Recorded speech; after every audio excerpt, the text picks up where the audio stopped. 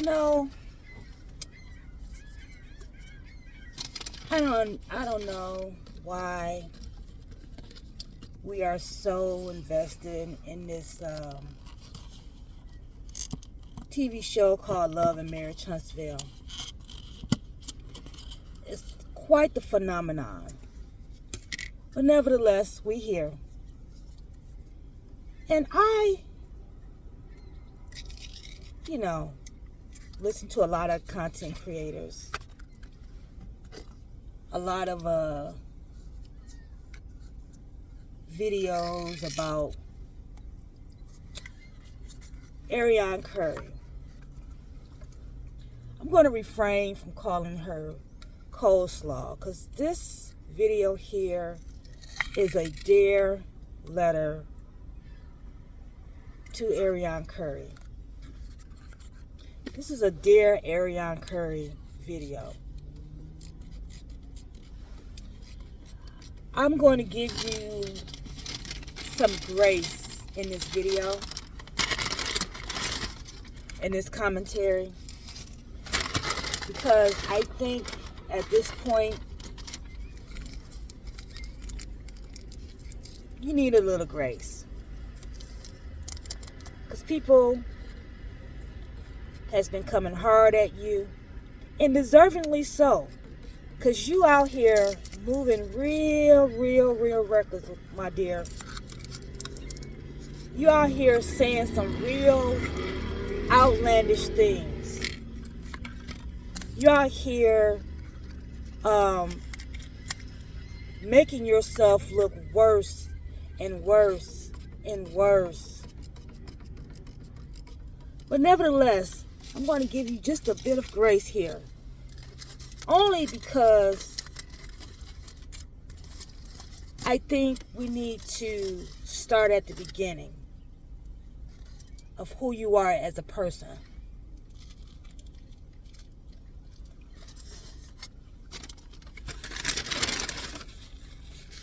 So I'm going to eat my BLT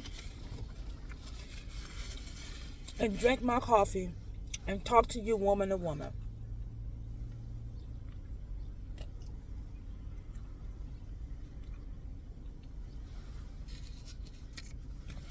So, in all your videos and your rants over these last few years has revealed quite a few things about you. Number one, you was raised by your mother, so you didn't have your father in your life.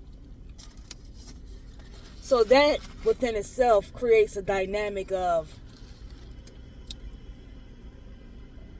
as you grow older, looking for a man to play daddy.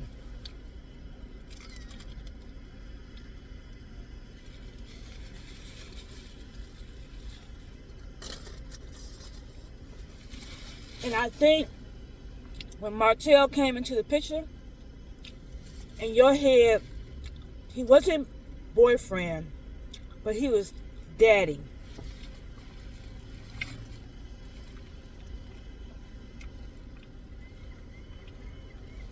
So you attached to him. He made you feel special. He was taking care of you.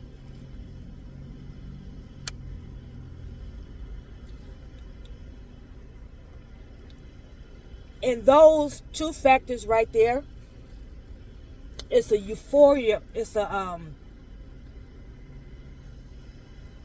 almost like a high that you want to keep on getting. Now, on top of that, you also reveal that your first real relationship was with your college boyfriend, who ended up becoming the father of your first child. Now, given those facts, that means through your teenage life, through your early teenage life, you didn't have any real boyfriend, girlfriend type relationships. So your experience with boys was limited.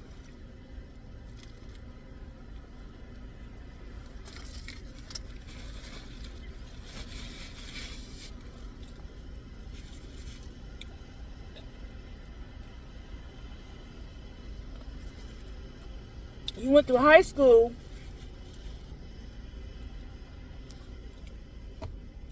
with no real interaction with boys your age. I'm just assuming this because you said that your first real relationship was with your baby daddy who you met in college. And then you also said that he cheated on you. So your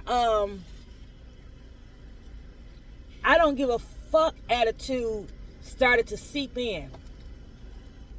Like, I'ma do what I want. I don't care who I hurt.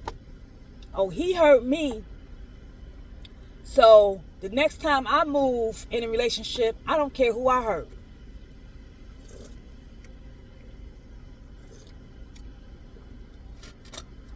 Which makes you more acceptable to be with the married man.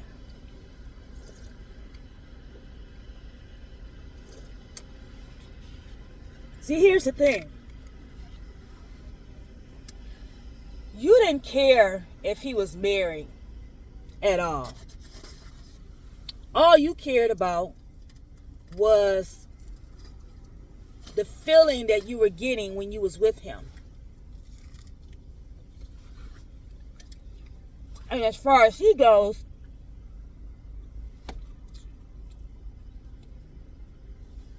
he was on cloud 9 because he could show up as himself, and you was happy with that.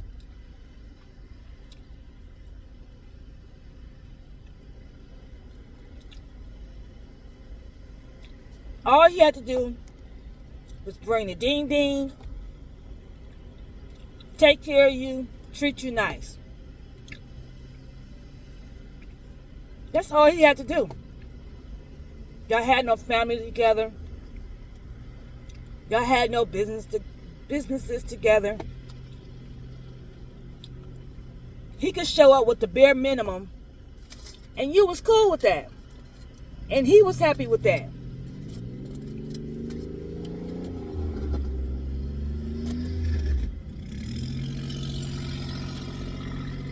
He was cool with that. He didn't have to do no more, no less.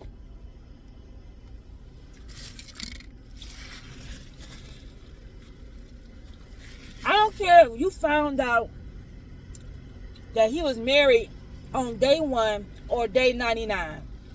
You still would have did what you did. Because at that point in your life, you didn't care about nobody else. You cared about yourself. You didn't care about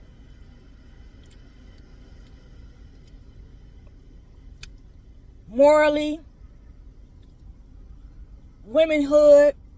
You didn't care about you didn't have no morals when it came to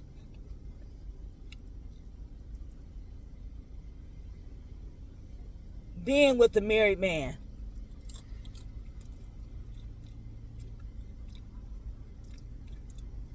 It didn't even dawn on you that this man had a whole family and kids and everything, and that what he was doing was violating that union. Morally, if you didn't care about that, that means you had no morals. Forget womanhood. Forget that. Forget that. You didn't have that. We know that. You didn't have no... If I was a woman, I wouldn't want that to be done to me. You didn't have that. But you didn't have no common sense of morals either. No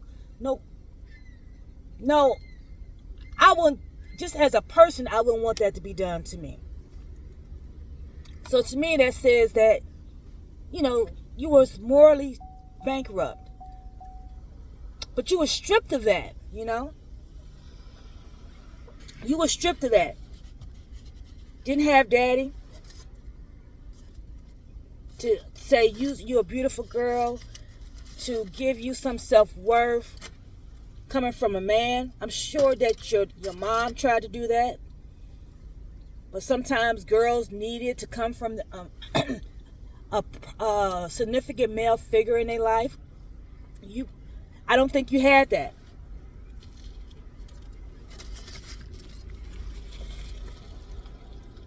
So when someone was giving it to you, aka Martel, you latched on to that. You weren't about to break that apart.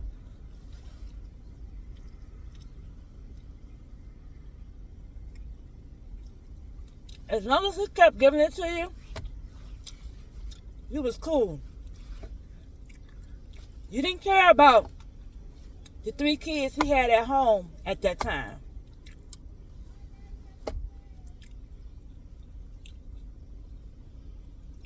And then you was like,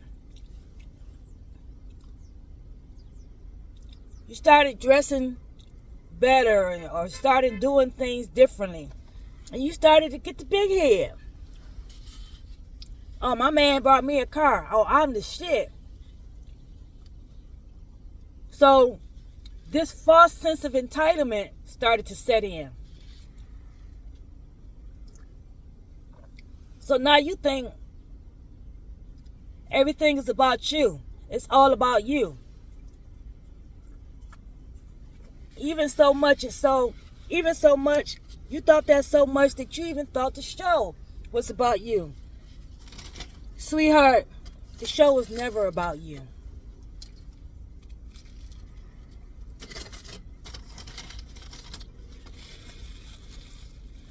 Your likeness was never used.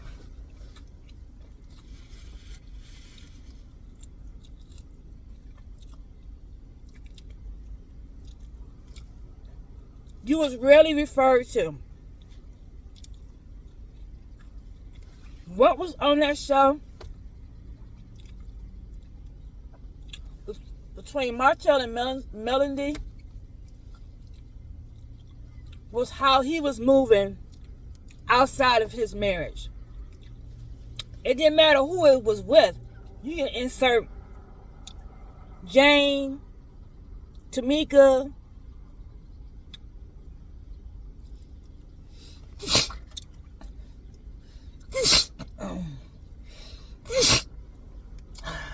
or Tiny, or Tanya, any name. It wasn't about the girl. It wasn't about ARRIONE Curry. It was about him and how he was moving outside of his marriage.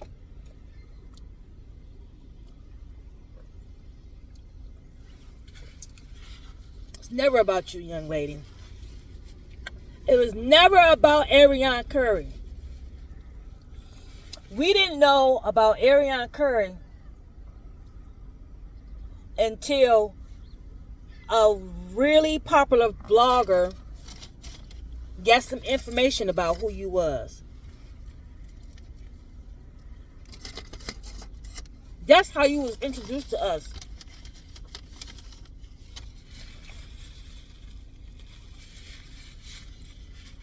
And then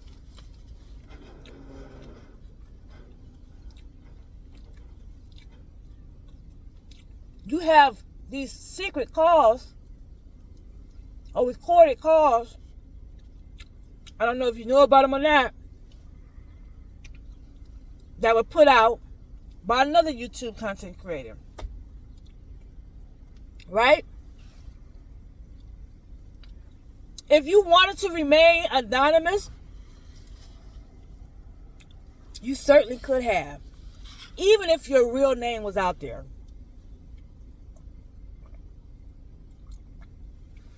I mean, with all the YouTube sleuths out here, you probably would have been found out eventually. But you chose to come out and say, oh, this is me, I'm that bitch, fuck that hoe, fuck her, fuck him, he want me.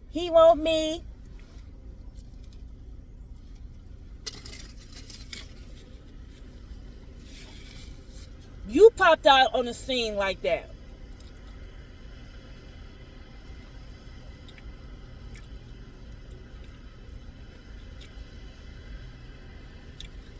That's how you came to be known. As a woman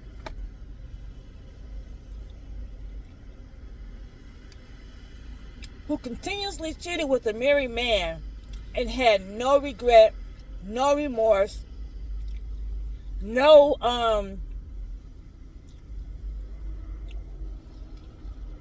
coming to the light moment, no, oh, I was wrong. None of that. You had none of that.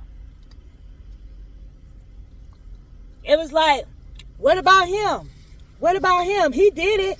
Why y'all coming at me? Well, we coming at you because you out here making it seem like it was nothing wrong with what you did.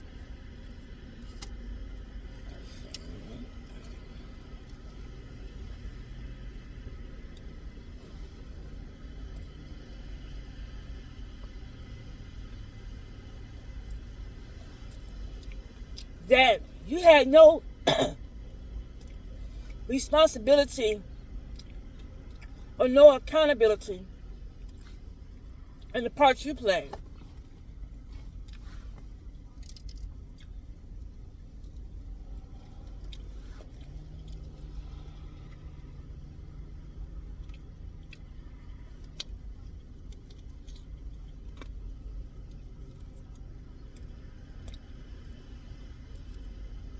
And then you like,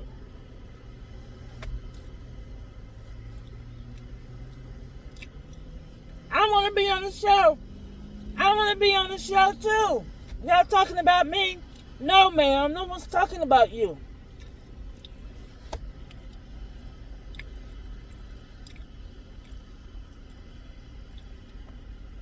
You want to be on the show for what? For what?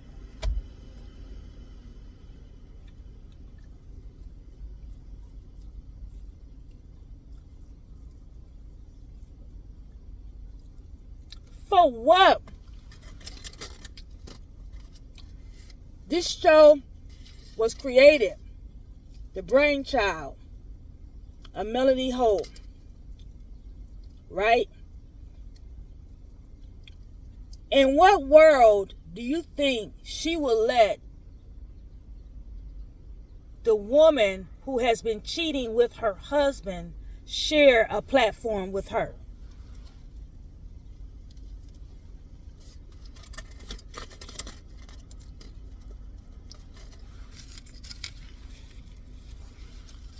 That makes absolutely zero sense.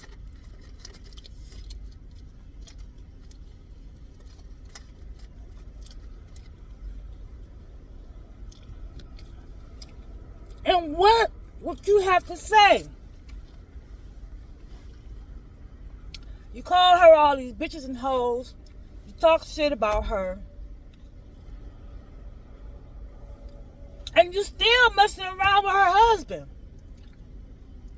To this day. What possibly could you have to say? Nothing has even changed.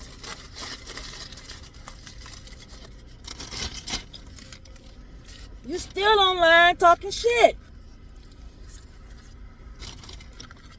You violated her in so many ways.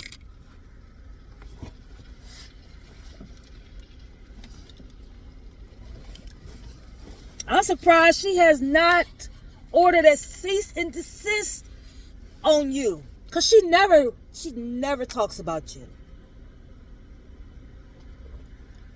consistently like you talk about her.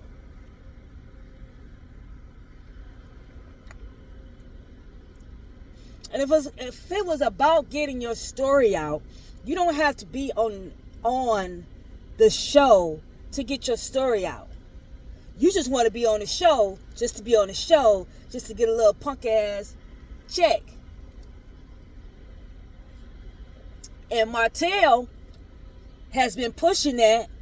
Yes, let's get her on the show because he wants access to that check. It's all about the money. He wants access to that check, to that money, so y'all can split it. And he's so manipulative, he'll probably give you 15%, right? Because all you worth is 15%, right? You ain't even worth 20. What do you say? 15%. So come on now.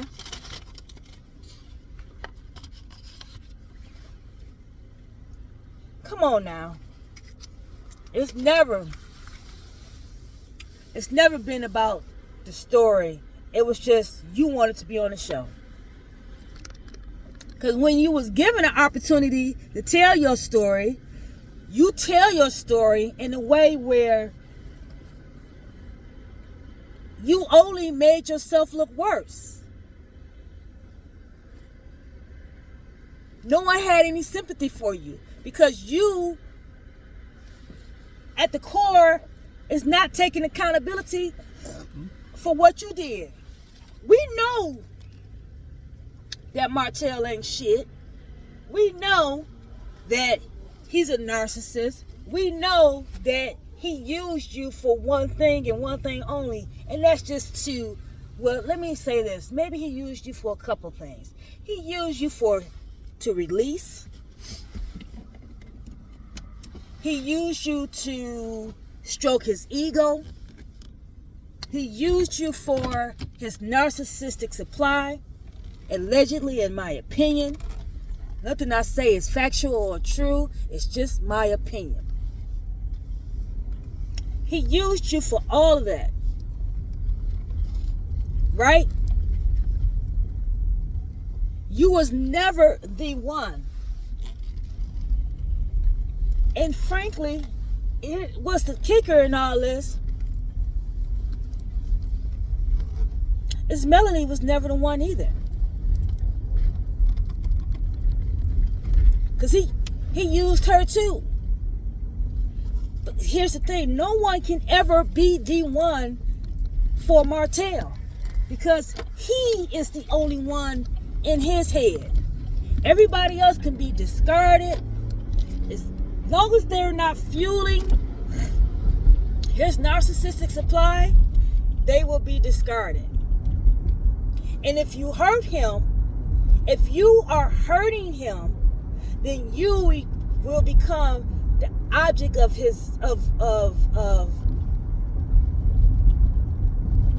revenge, attacking and abuse.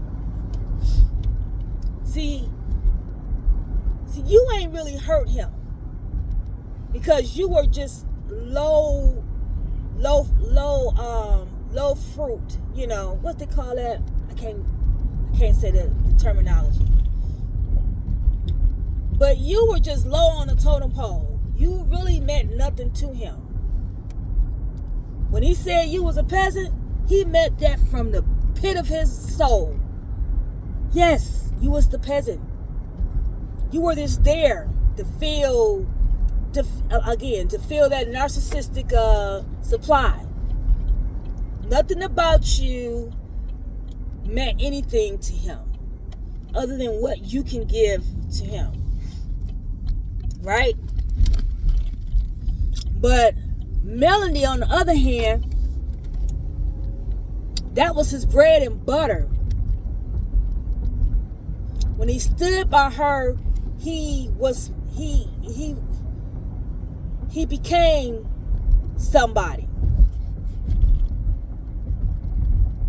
But he was fighting against it like, I want to be by her, but I want to be number one.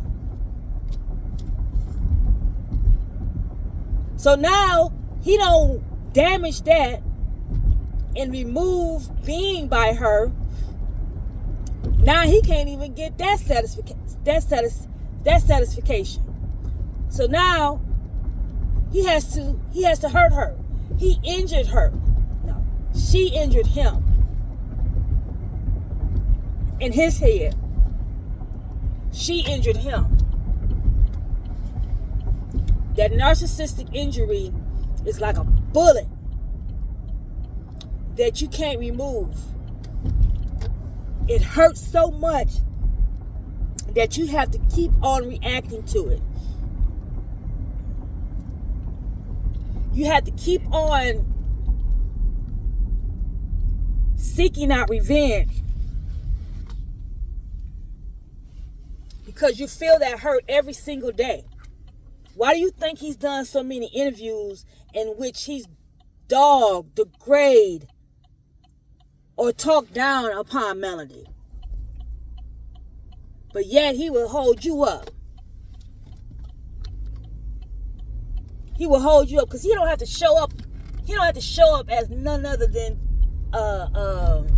penis and resource to you. You know, he can throw you a couple dollars and you be cool. That's all he had to show up as. So you means nothing to him. So he don't care if he tell people that you're beautiful, if you're a good mother. He don't care about that. You know, here's the thing. We all see what you really are. You have an ugly spirit, young lady. It's ugly.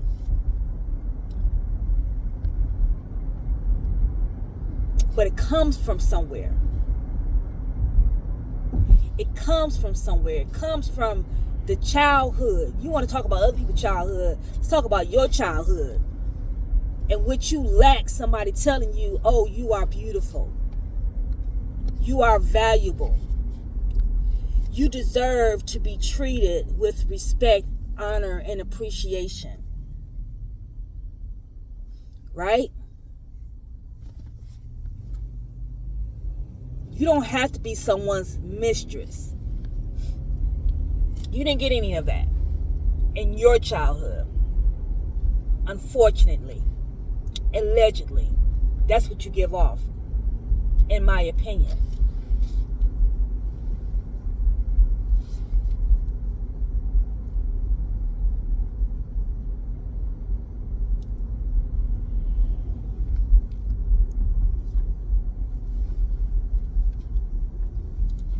So I say all that to say this. You have not injured Martel. He don't care about the shit you say. Because he already knows that people don't value who you are. So your opinion doesn't even matter. People don't really value you as somebody who is they don't value you as somebody who's rational. They don't value your opinion because they know that you're dirty. He knows that. He knows how people see you. So it don't matter that you say, oh, Martel ain't shit and this, that, and the other. You're not injuring him by that. Whose opinion that really matters is Melody Holt. She discarded him. That hurt Melanie Shari. She discarded him. Even got rid of the last name. Discarded him so much, I don't even want to be attached to you in name. And he better hope that his kids don't decide to change their name too when they get older. If I had to put a bet on it, Tank would probably be the first one to be like, change my name to Rogers. I don't even want to be attached to this dude. Because when he become of age and start to articulate how he really feel about his father and how he treated his mother, he ain't going for it. Tank ain't going for it. Tank ain't going for it. And Lil Miles, because, you know, he don't change his name. Little Miles don't change his name. He is no longer Maverick. He is no longer Knox. We call him Lil Miles. Lil Miles is going to be right there with him. Right there with Martel Hope. Because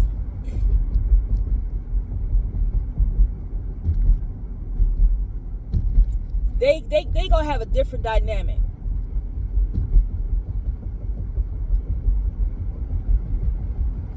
Because Lil Miles adores Martel Hope now, at this point. You know. So he's going to hang on every word that Martel Hope says and everything that he does. Lil Miles is going to be that son that would do dirt with his daddy. Allegedly.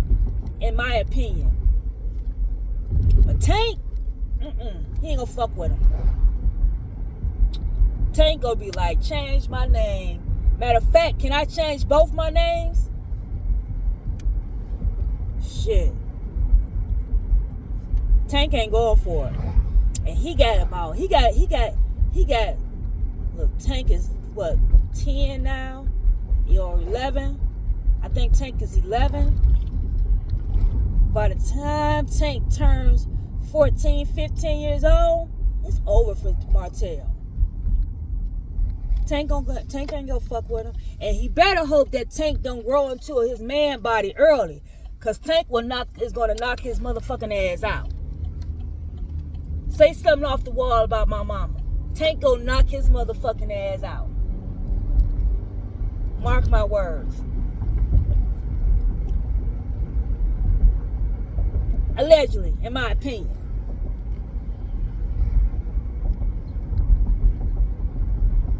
Mariah, she's the oldest, and she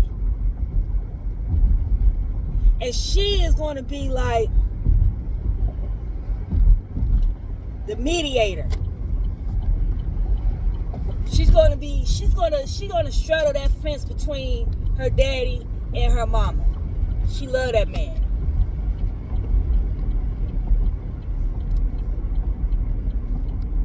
Malia, it's hard to pinpoint what she gonna do, cause she adores him and she seeks his validation. Malia needs his validation, really, and craves his validation.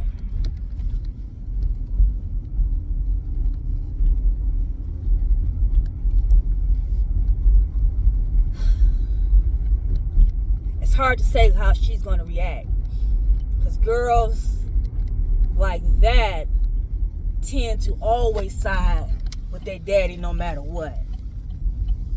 They can see the dirt, everything. They can see all the hurt that their mama done went through and everything, but they will still tend to side with their daddy. It's hard to say. Allegedly, I don't know. It's hard to pinpoint. But Sugar Mama, she can give two. She gonna give two fucks. She like her daddy, you know.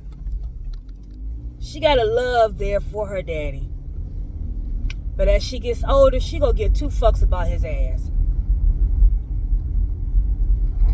Sugar Mama gonna be like, fuck that nigga. In her Sugar Mama voice, fuck that nigga.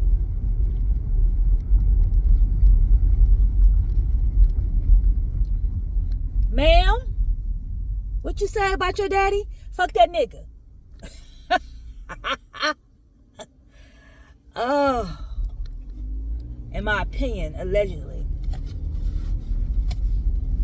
But anyway, back to Curry. Ma'am, no one's your op but yourself.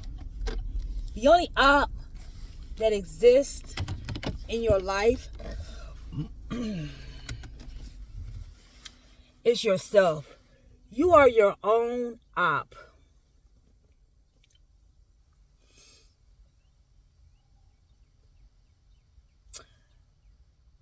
Melanie don't want your apology. Mel don't need your apology. So forget about that. You have to apologize to yourself. You got to say, I want better for myself. You have to first center yourself. Being attached to a man that has over the years dogged you and discarded you and made you look like a boo-boo the fool, it's not the way to go. I don't care how he treats you now. Because the way he treats you now is just his last chance to hold on to somebody who's going to give him some narcissistic supply. He don't really care. If Melanie called that nigga today and said, baby, come back home. Girl. Girl. He would be out the door. You would not even exist. He would say, I will come get my child at the McDonald's. I don't even want to see you, homegirl. Drop my baby off. Leave the parking lot. I'll go in and get my baby. That's how he would discard you so fast. He would discard you so fast. Drop my baby off at the police station. Give him to the detective. Sign in. Sign out. Leave. Call me. Or no, text me when you're a mile away. Then I'll go get my baby. That's how he would discard you so fast.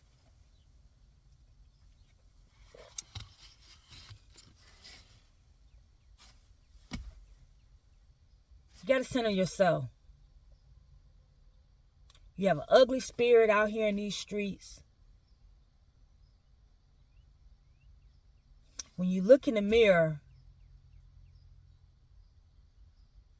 you have to ask yourself, what do you see?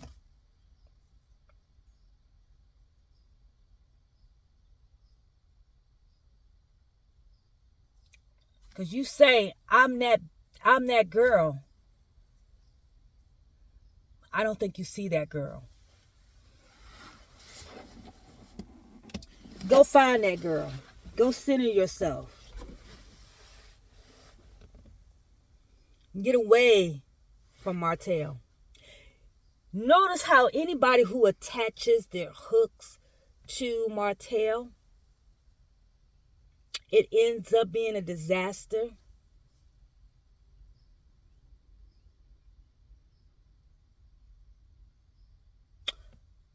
The man who makes the suits. People are saying, I used to buy suits from you all the time. Not no more if that's who you choose to represent your brand. A whole panel that was going to have him there as a guest speaker poured out. The Tasha K interview. Terrible. Backlash. He needs to get help and you need to center yourself. Allegedly, in my opinion.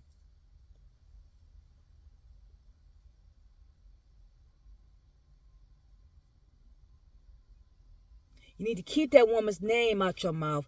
And number one thing you need to do, you need to stop talking to people who are gaslighting you, putting batteries in your back, only to talk about Melody. And you know who that person is. Them people mean you no good. Them people are, that's one of your ops. If there's an external op and there's an internal op. The internal op is you yourself. Your external ops, the people who are gaslighting you into talking shit,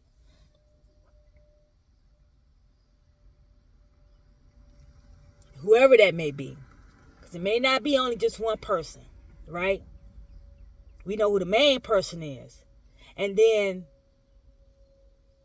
this so-called man you with.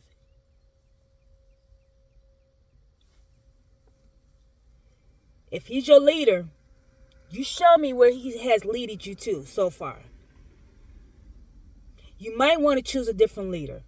Or better yet, lead yourself.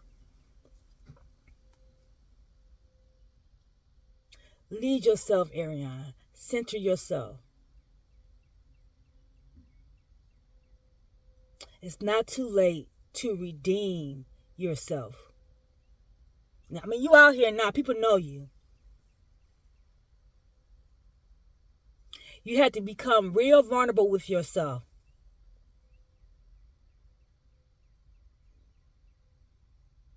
To salvage any redemption. You have to say, I wanted love, and he was giving me love. In your mind, it felt like love. In his mind, it was just supply.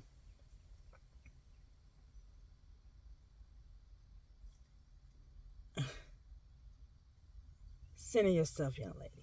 That's it for me.